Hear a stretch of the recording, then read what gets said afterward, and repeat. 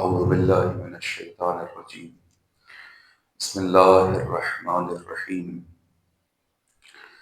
الحمد للہ والصلاة والسلام علی رسول اللہ وآلہ آل اللہ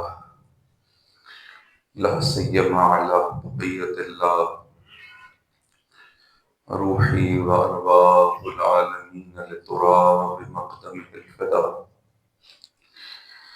واللعنة الدائمة على أعدائهم أعداء الله من يوم عداوتهم إلى يوم لقاء الله.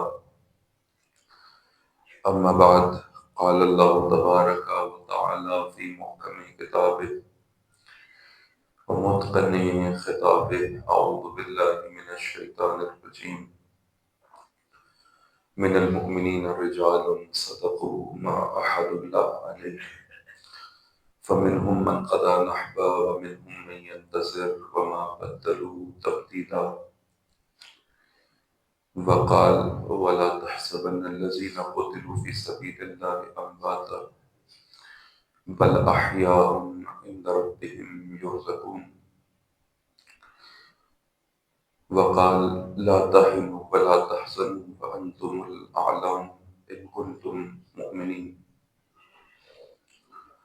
قال رسول الله صلى الله عليه وآله: فوق كل بر بر حتى يقتل الرجل في سبيل الله، فإذا قتلوا في سبيل الله عز وجل فليس فوق البر.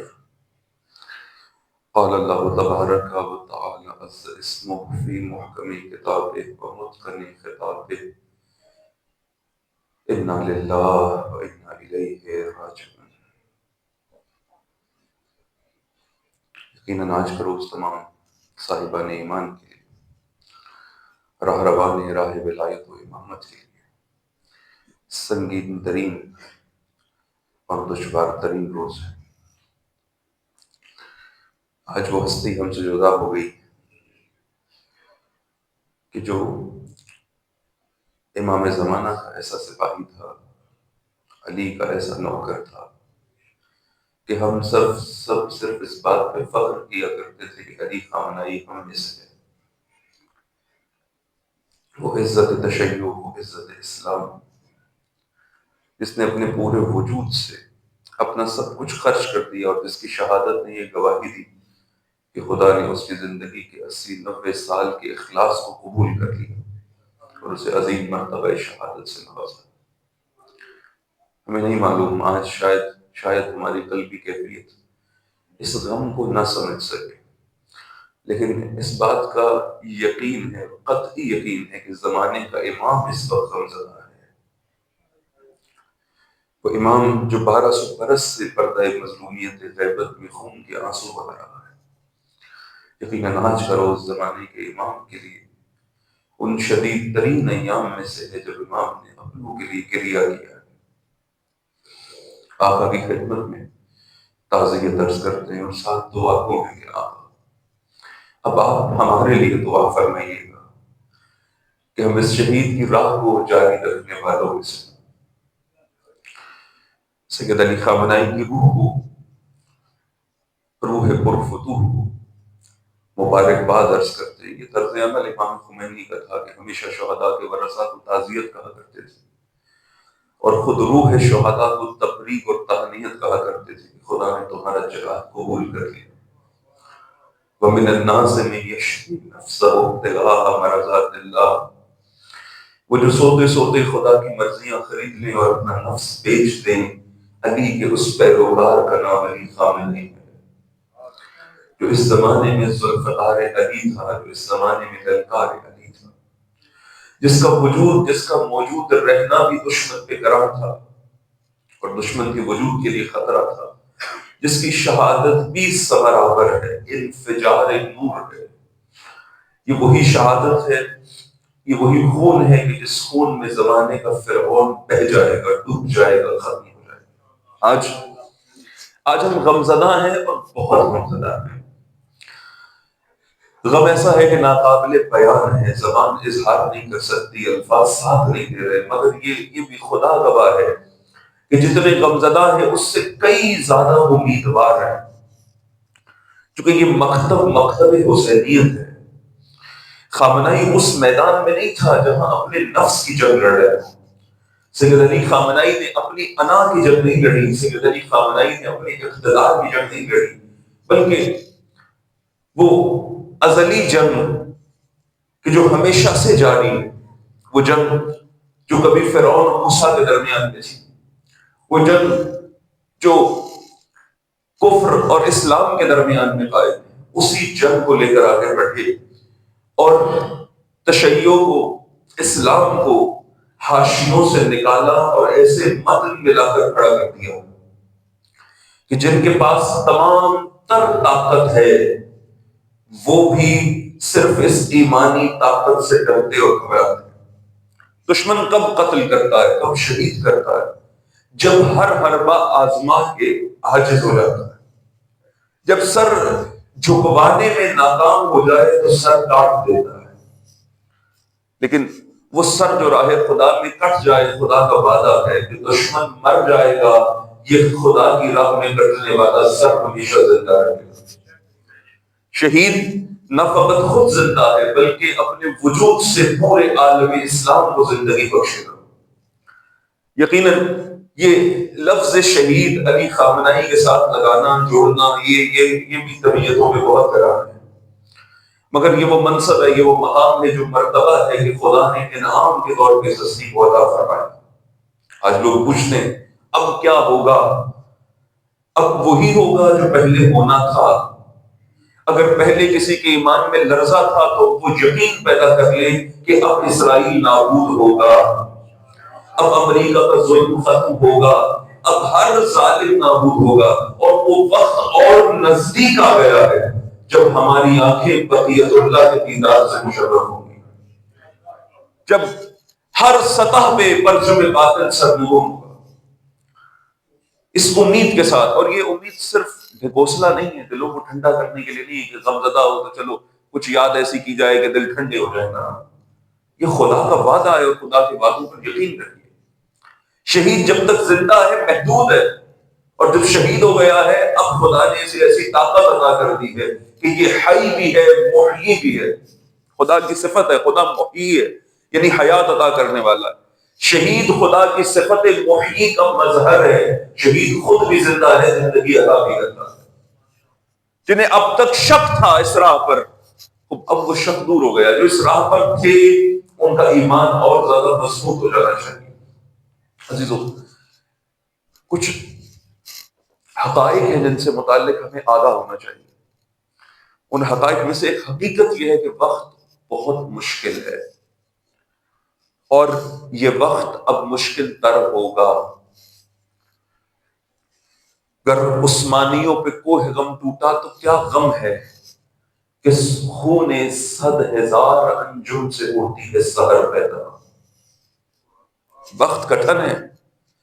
اقبال کہتے ہیں کہ خون 100,000 انجم، یعنی آسمان پہ چمکنے والے لاکھوں تارے مر جاتے ہیں، ان تاروں کا مر جانا علامت ہے کہ صبح قریب ہے، کہ خون 100,000 انجم سے ہوتی ہے سحر پیدا۔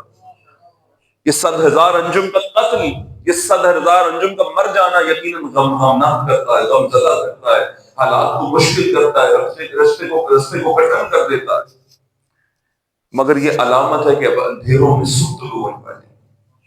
اس وقت دشمن جری ہے، دشمن کے حوصلے بلند ہو گئے، اور یقیناً مجاہدین غمزدہ ہیں۔ میں نہیں کہوں گا مجاہدوں کے حوصلے پست ہوئے، کیونکہ مجاہدین کے حوصلے کبھی بھی پست نہیں ہوتے۔ تیسری پوزیشن ہے میری اور آپ کی، جو میدان جنگ میں نہیں ہے بلکہ باہر بیٹھے حامی ہیں، اور ہم میں سے بعض ایسے ہیں جو بہت کمزور ایمان کے مالک ہیں۔ دشمن صرف تلواروں سے نہیں لڑتا عزیزو، دشمن بیانوں سے لڑتا ہے، بیانیاں بناتا ہے دشمن۔ ہمیشہ سے ہمیں کمزور رکھا گیا، ہمیں بتایا گیا ہم کمزور ہیں، لہذا تشیع نے کبھی سر اٹھانے کی ہمت نہیں کی۔ یہ خمینی نے آ کے بتایا کہ تم کمزور نہیں ہو بلکہ تم ہی تو وہ ہو جن کا نظریہ دنیا پہ حکومت کر سکتا ہے، اور پھر اس کی برکتیں ہم نے دیکھی۔ اپنے آپ پر یقین رکھنا. دشمن حملہ کرے گا حوصلے پر، دشمن حملہ کرے گا جذبے پر، تم ختم ہو گئے. اگر ہم نے ختم ہونا ہوتا تو کربلا میں ختم ہو جاتے، اگر ہم نے ختم ہونا ہوتا تو فرعون کی فرعونیت میں ختم ہو جاتے، یزید کی یزیدیت میں ختم ہو جاتے. یہ راہ اور یہ رستہ کسی فرد نے قائم نہیں کیا جو کوئی اور فرد آ کر اسے ختم کر دے.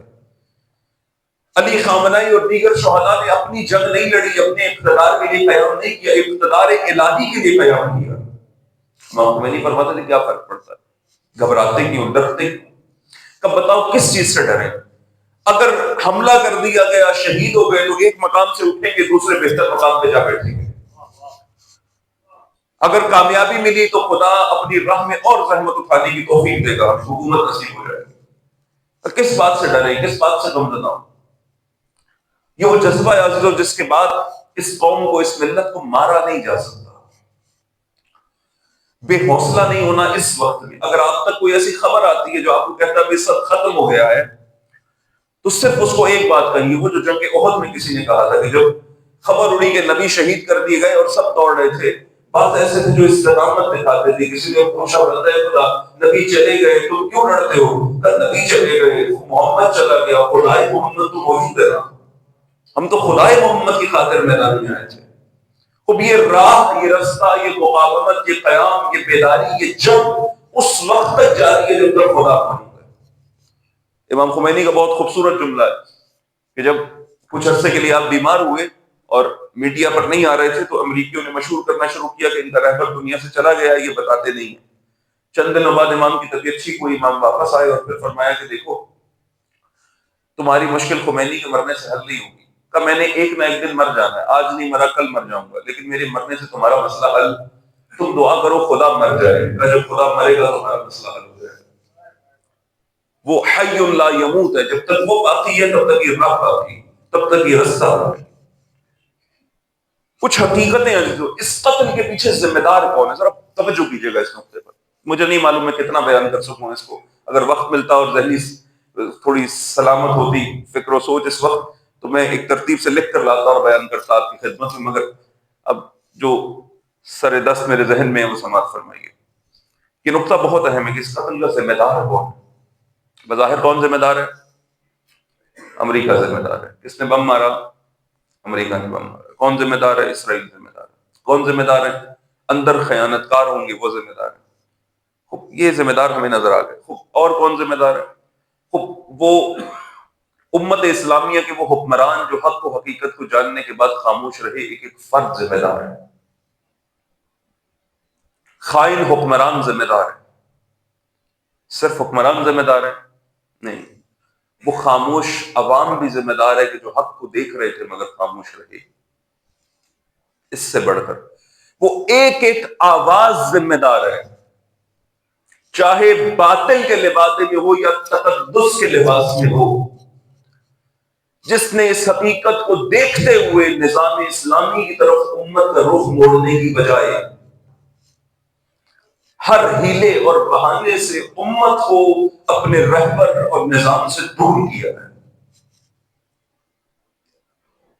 امام خمینی نے خط لکھا تھا شہید عارف الحسینی کی شہادت پہ، اور اس خط میں یہ نقطہ لکھا تھا کہ شہید حسینی کو شہید اس لیے کیا گیا، اے کاش کہ پاکستان کے مدارس کے علماء نے یہ تبلیغ کی ہوتی کہ ایک دین میں دو متضاد رستے نہیں ہوتے تو عارف حسینی زندہ ہوتے. پہنچی یہ بات آپ تک؟ یہ کہا کہ بتا رہا یہ راہ مقاومت حق ہے، دوسرا اس کے مقابلے میں کچھ اور پیش کر رہا ہے، متضاد راہ پیش کر رہا ہے، اور دونوں حضرت آغا ہیں. قوم مشوش ہو کر، لوگ مشوش ہو کر تقسیم ہو رہے ہیں. وہ حق جو واضح حق ہے ان کے لیے اس کو باطل کے ساتھ ملا دیا جاتا ہے، اور پھر ایک اور رستہ پیش کیا جاتا ہے کہ دیکھو یہ رستہ بھی، وہ رستہ جنت جاتا ہے، یہ رستہ بھی جنت جاتا ہے. امام فرماتے ہیں ایک دین میں نجات کے دو رستے نہیں ہو سکتے جو متضاد ہو، ایک ادھر جا رہا ہو ایک ادھر جا رہا ہو.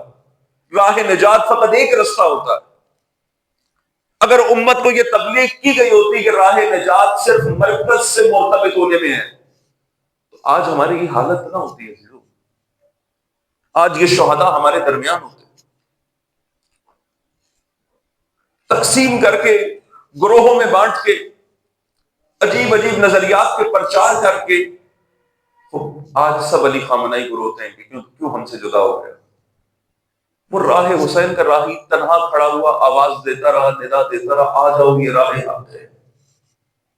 نظر آئی کسی کو راہ حق؟ کوئی تھا جو لبیک کہتا، کوئی تھا جو میدان میں آتا، کوئی تھا جو ساتھ دیتا؟ نہ۔ جن کے دل میں محبت تھی، جس حد تک اپنے جذبوں کا اظہار کر سکتے تھے، کیا۔ ذمہ دار وہ آوازیں ہیں کہ جنہوں نے نظام اسلامی سے دور کیا لوگوں کو، ذمہ دار وہ آوازیں ہیں جو انقلاب کو نہ جانے کیا کیا کچھ کہتے رہے۔ میں غیروں کی بات نہیں کر رہا ہوں، اپنوں کی بات کر رہا ہوں۔ ہر وہ آواز جو تشیع کی مرکزیت کے خلاف اٹھی، میں اور جزئی کرتا ہوں، آج لگی لپٹی بات کرنے کا جی نہیں چاہ رہا۔ ذمہ دار ہر وہ بانی مجلس ہے جس نے ایسی مجلس منعقد کی جس میں آنے والے خطیب نے اپنی خطابت کے ذریعے سے تشیع کو تشیع کے مرکز کے خلاف پڑھ گیا۔ جس فرد نے ولایت فقیہ کو سمجھے بغیر اسے ولایت علی کے مقابلے میں قرار دے کر اور لوگوں کو اس نظام سے دور کیا، ہر وہ فرد آج بھی یہ گروہ موجود آپ کے اطراف میں موجود ہے۔ اب نشاندہی نہیں کرو گے تو کب کرو گے؟ اگر زندگی میں کسی کو نہیں پتا تھا کہ خامنہئی کا رسالہ حق ہے تو اب تو پتا ہے نہیں رسالہ حق ہے۔ اگر حق سمجھ میں نہ آ رہا ہو تو دیکھو باطل کس کے مقابلے میں کھڑا ہے، جس کے مقابلے میں دنیا کا کل کفر جمع ہے، وہی کل ایمان کا پیروکار ہے۔ اگر اس شناخت کے بعد بھی سمجھ میں نہیں آتا تو پھر بولو جہنم میں جاؤ، خدا نے تمہارا مقدر ہی جہنم کو قرار دیا۔ اگر حق کے واضح ہو جانے کے بعد بھی کوئی حق کے سامنے تسلیم نہ ہو، کیا پیش کیا تھا امام خمینی نے؟ کیا ہے ولایت فقیہ؟ ولایت فقیہ کا مطلب یہ کہ زمانہ غیبت کبریٰ میں، جب امام زمانہ غیبت میں، حکومت اسلامی کی شیعی تفسیر کا نام ولایت فقیہ ہے۔ حکومت اسلام کا بنیادی ترین مسئلہ ہے، اگر حکومت بنیادی مسئلہ نہ ہوتا حسین نماز پڑھاتے، یزید کے خلاف میدان میں نہ جاتے۔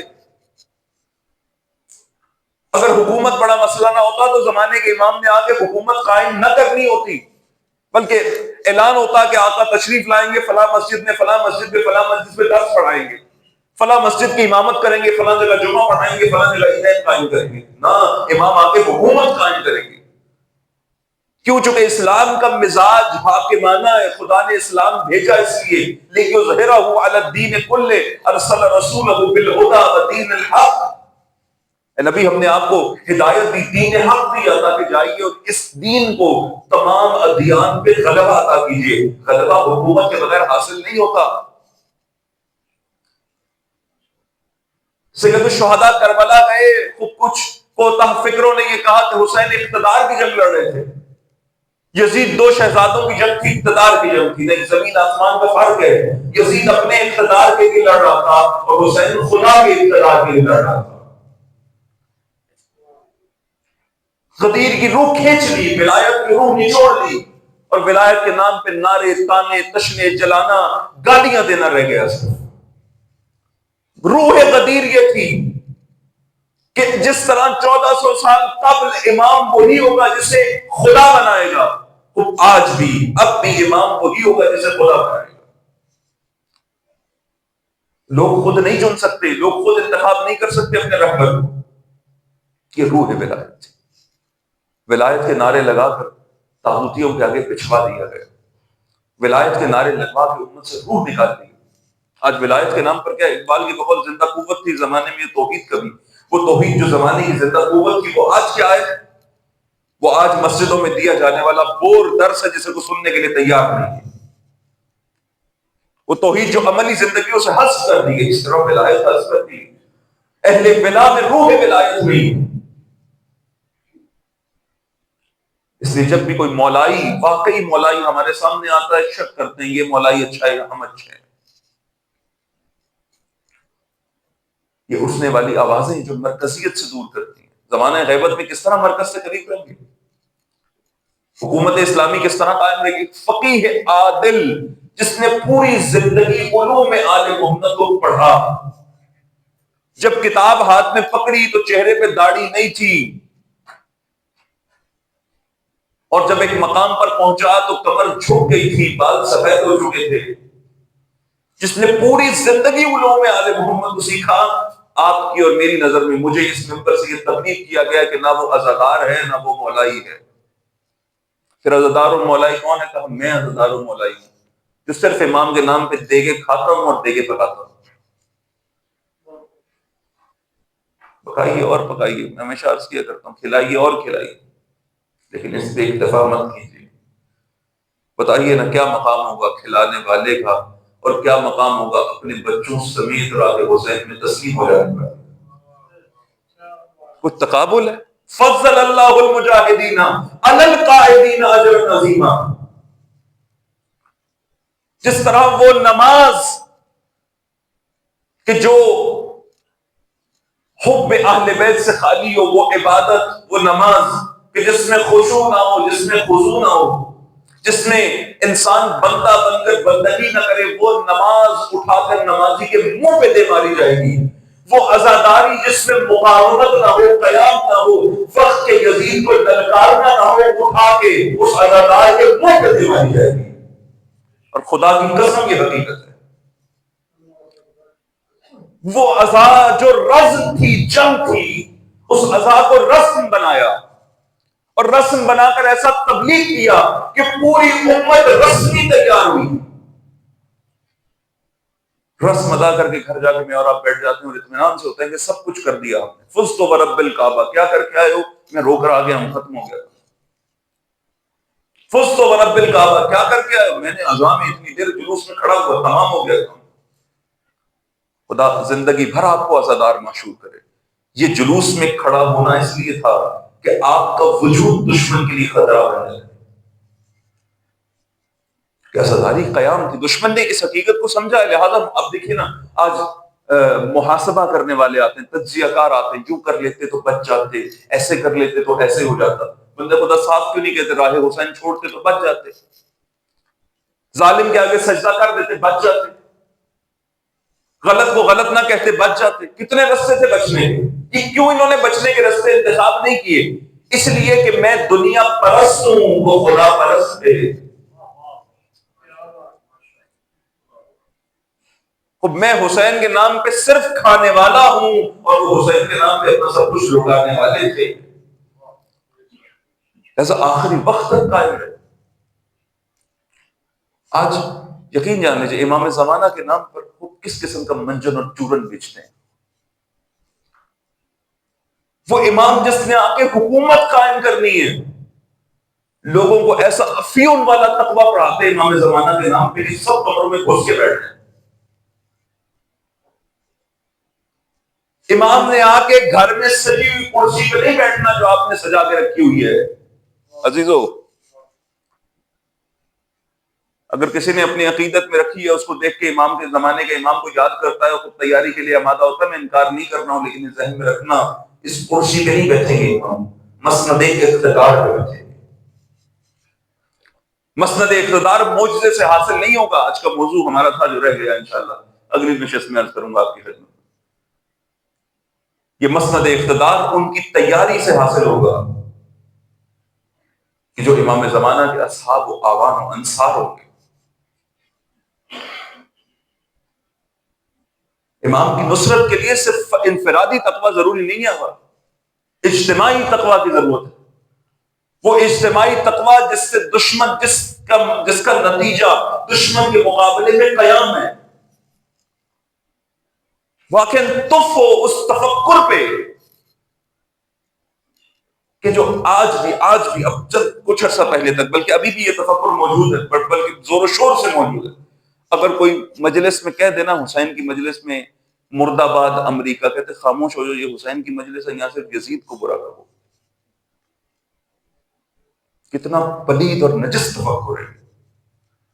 پتہ ہے کیوں پلید کہہ رہا ہوں؟ کیونکہ یہی تھا جو سید الشہداء کو مشورہ دیتے تھے. آقا آپ کو کس نے کہا یزید کو برا کہیے؟ آپ فرعون کو برا کہیں، شداد کو برا کہیں، نمرود کو برا کہیں، جن پہ قرآن نے لعنت کی ان پہ لعنت کریں، مسئلہ حل ہو جائے گا. یزید کو برا کیوں کہتے ہیں؟ سید الشہداء نے فرمایا میں وارث انبیاء ہوں. موسیٰ نے اپنے زمانے کا فرعون کو گویا ہے، میں اپنے زمانے کا فرعون کو گوں گا. یہ وہ روح ازا تھی جس سے کاٹ دیا گیا، اس سے جدا کر دیا گیا. وہ ملت جس کا امتیاز علم و معرفت تھا، اسے علم و علماء سے بیزار کر دیا گیا اور جاہلوں کے پیچھے لگا دیا گیا.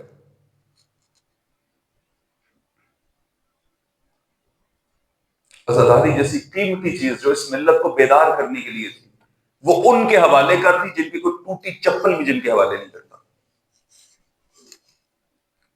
اگر میں اور آپ ڈرائنگ روم میں بیٹھ کے صرف افسوس کر رہے ہیں. مجھے نہیں معلوم کہ دل اس قدر کب آمادہ ہوگا. جتنا آج دل تیار ہے اتنا وقت ہے. آج عزم کا دن ہے نا، آج ارادے کا دن ہے نا. آج اس روح پرفتو سے تمسک کا دن ہے کہ اگر ایک سپاہی امام کا دنیا سے چلا گیا، ایک سپاہی، تو ہزاروں سپاہی اس کی جگہ جان دینے کے لیے موجود ہیں. لیکن عزت جان وہ دیتا ہے جو پہلے کچھ مراحل کو طے کر لیتا ہے، جو پہلے اپنے نفس امارہ سے جنگ میں جیت جاتا ہے، جو پہلے اٹھنے والی متضاد راہوں میں حقیقی رستے کو تلاش کر لیتا ہے. حدیث پیش کرتا ہوں آپ کی خدمت. نبی اکرم نے ایک مرتبہ اپنے اصحاب کو جمع کیا، زمین پہ ایک خط کھینچا، بڑی توجہ دیجیے، اور اس کے پیرلل اور بہت سارے خطوط کھینچے. پھر فرمایا یہ جو خط ہے یہ اسلام کا خط ہے، یہ حقیقی خط ہے، یہ حقیقی رستہ ہے، اور تمہیں اس کے متضاد جتنی راہیں نظر آ رہی ہیں، گرچہ ساتھ جاتی ہوئی نظر آ رہی ہیں، یہ سب کے سب رستے ہیں جن پر شیطان بیٹھا ہوا ہے. بصیرت کی ضرورت یہاں پڑتی ہے جہاں ایک جیسے رستے نظر آ رہے ہیں. وہاں ضرورت پڑتی ہے انسان اتنا بابصیرت ہو کہ حق کے رستے کو تلاش کر سکے.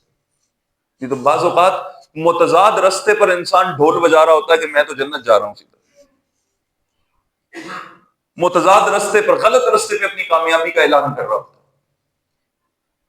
ان بہت سارے رستوں میں صحیح ہے. غور فرمائیے، دو لوگ ساتھ چل رہے ہیں، ایک اس رستے پہ ایک اس رستے پہ، کیا فرق پڑتا ہے تو ساتھ ساتھ ہی نا.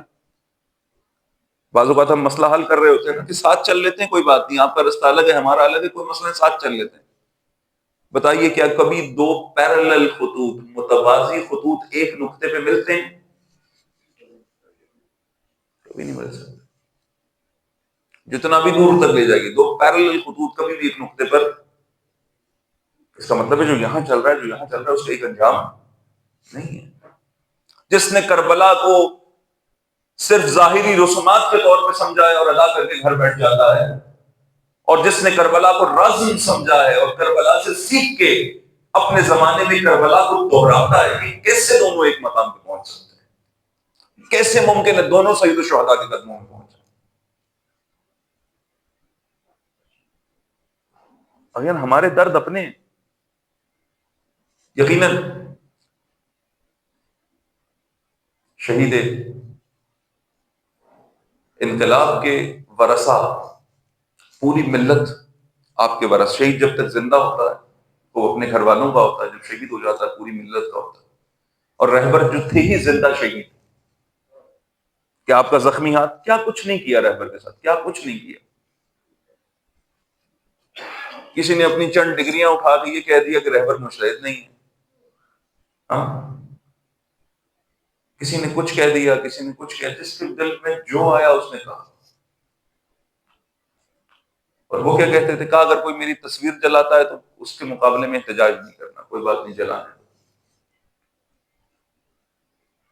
وہ مجاہد اسلام کی جو جمعہ پڑھا رہا تھا، سامنے رکھے ٹیپ ریکارڈر میں بم پھٹا، ہاتھ زخمی ہو گیا. خدا نے زندگی بچائی، اس وقت ہاتھ زخمی ہو گیا. پوری زندگی اپنی موت تک اس زخمی ہاتھ پہ کچھ ناہنجار لوگوں سے تانے سنتا رہا.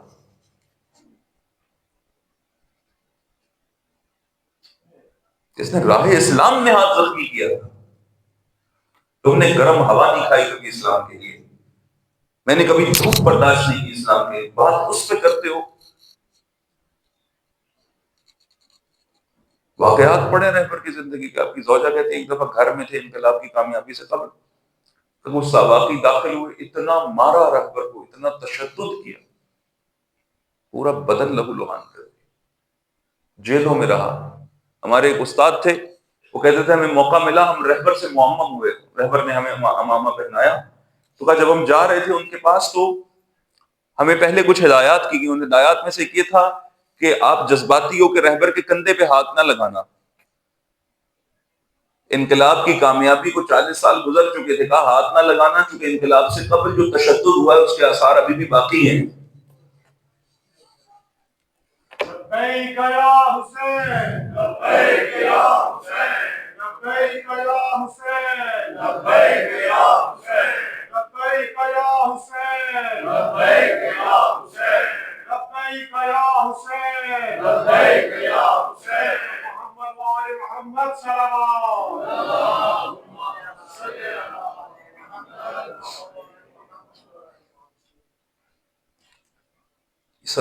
یہ سب برداشت کرنے کے بعد اور پھر ہر بڑی شہادت پہ رہبر کی ایک مسکراہٹ تمام صاحبان ایمان کے دل کو سہارا دیتی تھی.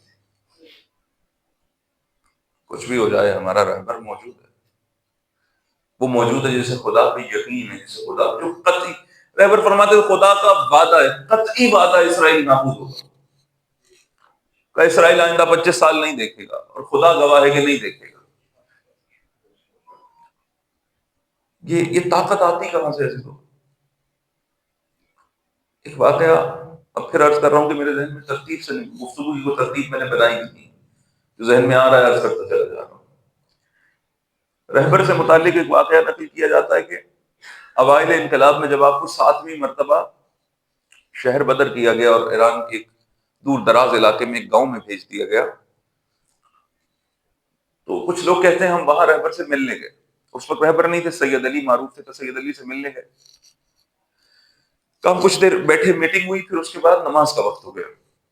کہ ہم سب نماز کے لیے کھڑے ہو گئے. گاؤں تھا تو ہمارے کمرے میں ایک بکری کا بچہ کھیلتا ہوا آ گیا. بکری کا بچہ اس طرح سے کھیلتا ہے کہ سب اسے دیکھ کر محظوظ ہوتے ہیں کہ ہم حالت نماز میں تھے اور وہ بکری کا بچہ کمرے میں آ گیا. سب کی نماز ڈسٹرب ہو گئی. وہ کبھی سجدگاہ کو چھیڑتا تھا، کبھی اس سجدگاہ کے نیچے رکھے ہوئے کپڑے کو چھیڑتا تھا، کبھی وہ کپڑا لے کر بھاگ جاتا تھا. کہتا ہم نے غور کیا کہ سید علی بالکل متوجہ نہیں ہو رہے، بلکہ ایسے نماز پڑھ رہے ہیں جیسے کمرے میں کچھ ہو ہی نہیں رہا ہے. کہ جب نماز تمام ہوئی ہم نے پوچھا آغا آپ نے احساس نہیں کیا کہ کس چیز کا؟ یہ خدا سے رابطہ ہے، یہ خدا سے رابطہ ہے، یہ تائید و نصرت امام زمانہ ہے. مکروا و مکر اللہ، تدبیر دشمن بھی کر رہے ہیں، تدبیر خدا بھی کر رہا ہے. میں اس لیے عرض کر رہا ہوں کہ میں دل ٹھنڈے نہیں کر رہا آپ کے کیا کہ امیدوار رہیں، امیدوار رہیں، نا امیدوار رہیں، یقیناً امیدوار رہیں. دیکھیے آپ اپنے پروردگار کو جیسا اس پر اعتماد کریں گے نا ویسا ہی وہ آپ پہ ظہور کرے گا. آپ اپنے رب کو معاذ اللہ ضعیف جانتے ہیں، وہ رب قوی ہے. جس نے ایران اسلامی کو قوت عطا کی، جس نے رہبر مسلمین کو طاقت عطا کی، وہ رب، وہ پروردگار، وہ قوی ہے. یہ اس قوی سے رابطے کا نتیجہ تھا کہ ان کے وجود میں وہ قوت نظر آتی تھی. یہ قوت باقی ہے، وہ قوی باقی ہے. جب تک وہ قوی باقی ہے کبھی ظلم غالب نہیں آئے گا. مگر خدا چاہتا، یہ سنت خدا یہ ہے کہ جب تم ظلم کے خلاف اٹھو گے. آج بہت سارے ایسے ہیں نا کہ جنہیں خدا کے وجود پہ شک ہو جاتا ہے. کس بنا پر کہتے ہیں ظلم ہو رہا ہے، خدا کچھ نہیں کرتا. خدا کے وجود پہ مشکوک ہو جاتے ہیں. کمال ہے. اس لیے کربلا سے متمسک رہنا ضروری ہے. لوگوں کو ذرا سی مشکل میں خدا بھول جاتا ہے. زینب ساری شہادتیں دیکھ کر، اسیروں کا قافلہ لے کر بچوں کو سنبھالتی ہوئی پہنچی کوفہ. حاکم کہتا ہے کیف رأیت، سن اللہ کیا دیکھا، خدا نے کیا کیا تمہارے ساتھ؟ کہا ما رأیت الا جبیلا، میں نے تو خدا کو با کمال دیکھا، با جمال دیکھا. یہ کون ہے؟ یہ معرفت کربلائی و عاشورائی ہے کہ مصیبتوں میں یہ دیکھ لینا کہ لطف پروردگار کہاں پوشیدہ ہے. وہ یا زینب کہہ رہی تھی میں نے کربلا میں ایک ایسا بندہ خدا دیکھا کہ خدا کے سوا جس کی نظر میں کوئی اہم نہیں تھا، جو اپنے رب کے وعدوں پہ یقین رکھتا تھا، صرف دوسروں کو تسلیاں نہیں دیتا تھا. وعدہ الہی جس کی تقریر اور تحریر کا موضوع نہیں تھا، بلکہ وعدہ الہی پر یقین جس کا ایمان تھا، اور وعدہ الہی پر یقین کے بعد اس راہ پر موجود رہنا. ہر فرد اپنی وسع اور طاقت کے مطابق حرکت کرتا ہے. سب سے پہلی حرکت جو مجھے اور آپ کو آج کرنی ہے، اس سے پہلے کہ دشمن مجھے، آپ کو، ہماری نسلوں کو اغوا کر لے، اپنی نسلوں کا رخ اس نظام کی طرف کیجئے کہ جو رستہ ظہور کا رستہ ہے، جو نظام اس راہ کی طرف ہماری رہنمائی کرتا ہے. دشمن کے پروپیگنڈے کا شکار ہو کر جاہلوں اور بے معرفت لوگوں کی باتوں میں آ کر ان رستوں کو ترک مت کیجیے جو ہدایت کے رستے ہیں، جو صراط مستقیم ہے، جو خط خدا نے قائم کر رکھے ہیں. آج بھی وہی رستہ راہ نجات ہے جو زمانے کے امام کا رستہ ہے، اور زمانے کے امام کا رستہ وہی رستہ ہے کہ جس پہ کہ شہداء چلے اور اپنی جانیں قربان کی. ان کی شہادتیں گواہیاں دے رہی ہیں، ان کی شہادتیں پکار پکار بھی کہہ رہی ہیں کہ دیکھو جس راہ پہ ہم تمہیں بلاتے تھے وہ راہ حق تھی. آگے کیا ہوگا؟ آگے یہ کاروان شہادت اسی طرح سے بڑھتا چلا جائے گا. امام خمینی نے ظاہراً شہید بہشتی کی شہادت میں یہ فرمایا تھا کہ نہ یہ پہلی شہادت ہے نہ یہ آخری شہادت ہے. یہ کاروان شہداء آگے بڑھے گا، لیکن ایک ایک شہید ظالم کی نابودی کی علامت بنے گا. امام خمینی فرماتے تھے ہمیں مارو، شہادت ہمیں کمزور نہیں کرتی، شہادت ہمیں پہلے سے زیادہ بیدار کر دیتی ہے. کیوں؟ کیونکہ ہم بقیت السیف ہیں، تلواروں کے بچے ہوئے ہیں. ہاں، ہم سونے کی سیج میں پلے ہوئے اور پھولوں کی سیج میں پلے ہوئے نہیں ہیں. ہم بقیت السیف ہیں، اور بقیت السیف کم بھی ہوں تو بہت زیادہ ہوتے ہیں. جو تلواروں سے بچ جاتے ہیں وہ تعداد میں کم بھی ہوتے ہیں تو وہ بہت ہوتے ہیں. اپنی اس ہویت، اپنی اس شناخت کو اگر تشیعوں نے پھر سے زندہ کر لیا کہ شیعہ دوسرے کے لگائے ہوئے راگ پہ دھمال ڈالنے کا نام نہیں ہے، بلکہ شیعہ چلتی ہوئی ہوا کا رخ موڑنے کا نام ہے. کتنی بڑی مایوسی کا سما تھا کہ بھائی شہید کر دیا جائے، اصحاب و انصار شہید کر دیے جائیں، کوئی مرد باقی نہ رہے، لٹا ہوا قافلہ ہو اور زینب کے ہاتھ بندھے ہوئے ہوں، اور ایک ایسا بازار ہو جہاں تماشائیوں کا شور ہو اور سب باغیوں کا تماشا دیکھنے آئیں، اور زینب اس بازار میں داخل ہو، چند لمحے گزرے، وہ فضا جو یزیدی تھی زینب اس فضا کو حسینی بنا دے رہی.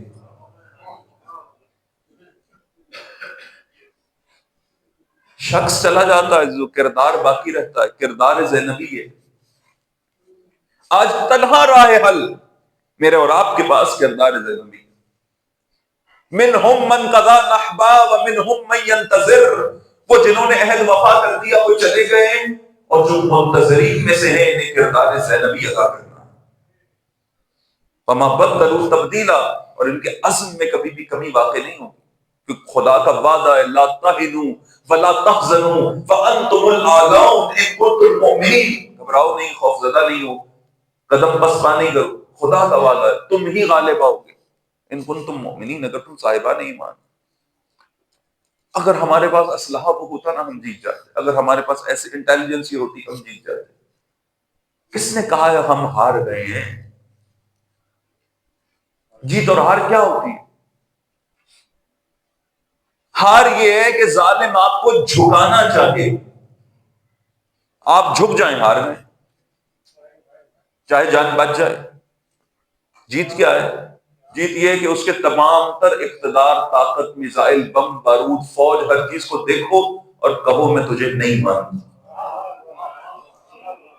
یہ راز ہے مثلی لا یباشر مثلا۔ سید الشہداء سب دیکھ رہے تھے، میں تنہا ہوں اور اس کے پاس ایسی حکومت ہے جس میں سورج غروب نہیں ہوتا۔ تمام تر اقتدار کو دیکھا کہ اب میں تجھے نہیں مانتا۔ اب فیصلہ کربلا میں آ کے کرو گے کون جیتا تو ہمارا فیصلہ تو مدینہ میں ہو گیا۔ اس انکار نے بتایا کہ سید الشہداء جیت گئے۔ سرداد نداد دست در دست یزید، سید علی خامنہئی کی اس شہادت نے بتایا کہ حسینیت کل بھی زندہ باد تھی، حسینیت آج بھی زندہ باد ہے۔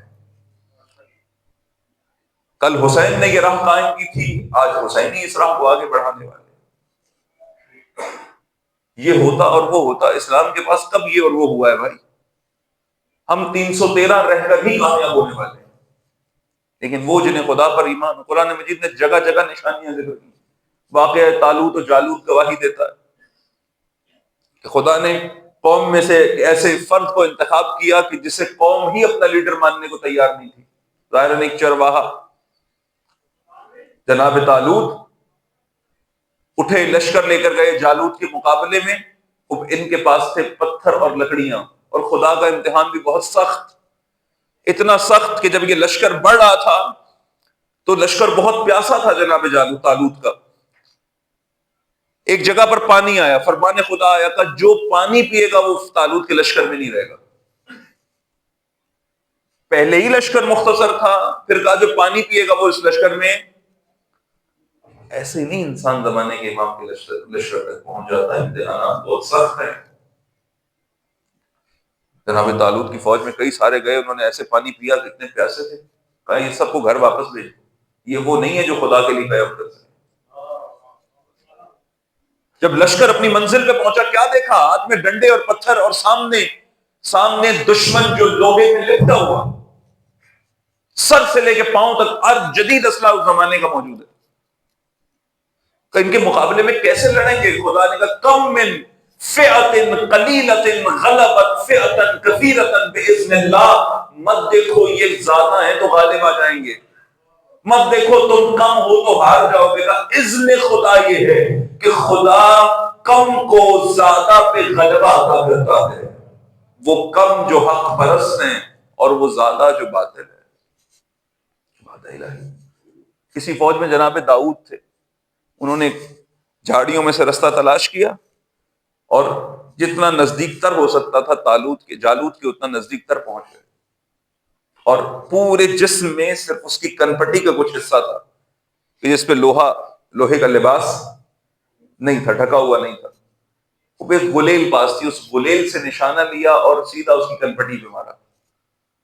وعدہ الہی متحقق ہوا، یہ پورا جو لوہے میں بند تھا اب یہ وہیں ڈھیر ہو گیا اور پوری فوج تسلیم ہو گئی کیونکہ سربراہ مارا گیا۔ یہ بات ہے خدا ہے، کم من فئۃ قلیلۃ غلبت فئۃ کثیرۃ باذن اللہ۔ خدا غلبہ عطا کرے گا، مختصر لوگوں کو غلبہ عطا کرے گا، قلت کو غلبہ عطا کرے گا، لیکن وہ جو خدا پر ایمان رکھتے ہیں، وہ جو خدا پر یقین رکھتے ہیں۔ آج جو کام آپ نے اور میں نے کرنا ہے، نہ دشمن کے پروپیگنڈے میں آنا ہے، نہ دشمن کی بات کو مان کے خود کو کمزور تصور کرنا ہے، اور ساتھ ہی ساتھ اس رستے اور اس راہ کو، اپنی پوزیشن کو بھی سمجھنا ہے کہ کہاں کھڑے ہوئے۔ دیکھیے بچوں کو ماں باپ کا بڑا خوف ہوتا ہے، مثلا اگر ماں باپ کسی کام کے لیے بھیج دیں تو یہ دل میں کھٹکا ہوتا ہے کہ وقت پہ پہنچنا ہے، نہیں پہنچے تو روٹیوں کی جگہ کچھ اور بھی مل سکتا ہے۔ لیکن اس کے باوجود رستے میں مداری مل جائے نا،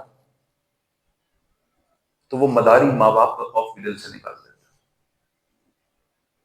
آج کل مداری کی جگہ کچھ اور، ڈیجیٹل مداری ہیں، آج تماشا دکھانے والے۔ یہ تماشا دکھانے والا عقل محو کر دیتا ہے انسان، اور انسان تماشا دیکھنے میں محو ہو جاتا ہے، عقل گویا سو جاتی ہے۔ یہ کام ہمارے ساتھ بھی ہو رہا ہے اس وقت۔ اس راہ پر حسینیت کے نام پہ تماشا دکھانے والے اتنے میسر ہیں۔ کروں نشاندہی تماشا دکھانے والوں کو؟ آج کی تقریر کے بعد یا تو آپ مجھے بہت سنیں گے یا بالکل نہیں سنیں گے. کون ہے تماشا دکھانے والا؟ جو حسینیت کے نام پہ کاروبار کرتا ہے، یہ تماشا دکھانے والا ہے. جو اپنی ذاتی انا میں رکھی گئی مجلسوں کو جس میں خود اکڑتا پھرتا ہے اسے حسین کی مجلس کہتا ہے، یہ تماشا دکھانے والا ہے. جو اپنی قیمت لگواتا ہے حسین کے نام پہ، یہ تماشا دکھانے والا ہے. کیا پیش کرے گا راہ حسین پر؟ جو یہ کہتا ہے اتنا دو تو ذکر کروں گا، نہیں تو نہیں آتا ہوں، جو کرنا ہے کروں. کاروبار میں بھی ایتھکس ہوتے ہیں، بندہ خدا کو آداب ہوتے ہیں. ایک چیز کسی کو بیچ دی جائے تو دوسرے کو نہیں بیچی جاتی. وہ تماشا ہی ہے کہ ایک سے کہتا ہے تیرے پاس آؤں گا، دوسرا بہتر ریٹ لگاتا ہے، بک کے اس کے پاس چلا جاتا ہے. عجیب نعرے لگاتے ہو علماء کی ذاکرین سے مخالفت. کس ذاکر سے کون عالم مخالفت کر سکتا ہے؟ آپ میں سے کوئی ہے جس میں جرت ہو کسی ذاکر کی مخالفت کرنی؟ وہ ذاکر جسے سید سجاد خود بلائیں، ہاں وہ ذکر کرے، آقا خود سنے، آقا خود اسے انعام دے، وہ قبول نہ کرے، زبردستی دے، اور جتنا وہ توقع کر رہا ہے اس سے کئی زیادہ دے. کسی کی جرت ہے کہ اس ذاکر کی مخالفت کرے؟ کون ذکر اور ذاکر کی مخالفت کر رہا ہے؟ ہم تاجروں کی مخالفت کر رہے ہیں، ہم ذکر بیچنے والوں کی مخالفت کر رہے ہیں. آج لوگ پروفیشنل ہو گئے بھائی، دنیا بڑی آگے بڑھ گئی.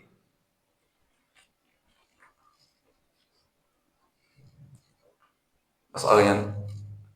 آپ کی عقل سلیم ان باتوں کو سمجھتی ہے کہ صحیح رستہ کون سا ہے، غلط رستہ کون سا. خدا رہا عقل کو بند کر کے غیر عقلی رستوں میں مت چلیے. اگر غیر عقلی راہوں پہ چلتے رہے ہمیں مسلسل یہ جنازے اور اٹھانے پڑیں گے. لیکن اگر حق کی راہ پر آ کر آج خدا کے نام پر، نبی کے نام پر، علی کے نام پر اپنے درمیان آپسی اختلافات کو ختم کر کے حق اور حقیقت پہ یکجا ہو گئے، اب یقیناً یہ وہی دن ہوگا جب زمانے کا امام ہم سے خوشنود ہوگا. یہ وہی دن ہوگا جب ہم امام کی راہ پہ چلنے والے. میں چاہتا تھا کچھ مصائب کے جملے عرض کروں لیکن وقت تمام ہو.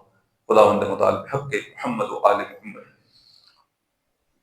شہید عظیم الشان حضرت آیت اللہ العظمی سید علی خامنائی رضوان اللہ تعالی علیہ کے درجات بلند فرمائے. ہمیں شہید کی راہ پہ چلنے کی توفیق عطا فرمائے. پروردگارہ بحق محمد و آل محمد تمام داخلی اور خارجی دشمنوں کو نیست و نابود فرما. پروردگارہ تمام مجاہدین جو دشمن سے برسر پیکار ہیں فتح و نصرت عطا فرما. پروردگارہ مستقبرین جہان خصوصاً امریکہ اور اسرائیل کا خاتمہ فرما. قلب مطہر حضرت حجت کو ہم سے راضی و خوشنود فرما. مل کے پورے ایمان کے ساتھ آمین کہے گا. پروردگار بے حق کے زہرا انقلاب اسلامی کی محافظت فرما. انقلاب اسلامی کو انقلاب امام زمانہ سے متصل فرما. قلب مطہر حضرت حجت کو ہم سے راضی و خوشنود فرما. تاجیل فرما ظہور حضرت حجت میں اور ہمیں حضرت کے آبان و انصار و شہداء میں سے قرار فرما.